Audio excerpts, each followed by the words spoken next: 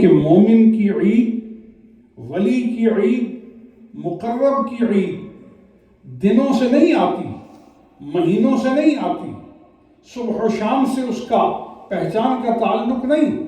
فرمایا مومن کی عید تو اس دن ہے جس دن اس کا مالک اس سے راضی ہو جائے۔ وہ یوم عید ہے، وہ لمحہ عید ہے، وہ ساعت عید ہے، جس میں رب تعالی مالک الملک، کبیر المتعال، رحمان الرحیم اپنے بندے سے راضی ہو جائے۔ تو بندے سے کب مالک راضی ہوگا؟ جب وہ اس کی رضا طلبی میں لگے گا، جب وہ اس کے اوامر کو بجا لائے گا، اس کے حکموں پر عمل درآمد کرے گا، جب وہ اس کے نواہی سے بچے گا، اس کی مخالفت سے باز رہے گا، نفس سے کنارہ کش رہے گا، اور جو شیطان ہے اس سے اپنے آپ کو محفوظ رکھنے کی کوشش کرے گا۔ لیکن یاد رکھیے، نفس و شیطان کے امتحانوں سے، آزمائشوں سے اور چٹکلوں سے اور ان کی چکنی چپٹی جو صورتیں ہیں، ان سے کون بچ سکتا ہے؟ ان سے وہی بچے گا جو وَكُونُوا مَعَ الصَّادِقِينَ کا جو پیروکار ہوا ہے اور اس پر عمل درآمد کرنے والا بنا ہے، یعنی سچوں کی معیت کو اٹھانے والا بنا ہے۔ سچے کون ہیں؟ سچے اللہ کے ولی ہیں۔ اور اللہ کے ولی کون ہیں؟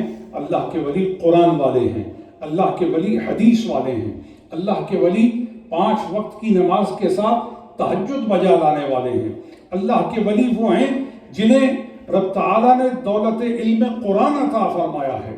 اللہ کے ولی وہ ہیں کہ جن کی صورت اور سیرت میں حسن مصطفیٰ دکھائی دیتا ہے، جن کے ظاہر و باطن میں حضور کی محبتوں کی گرمی دکھائی دیتی ہے۔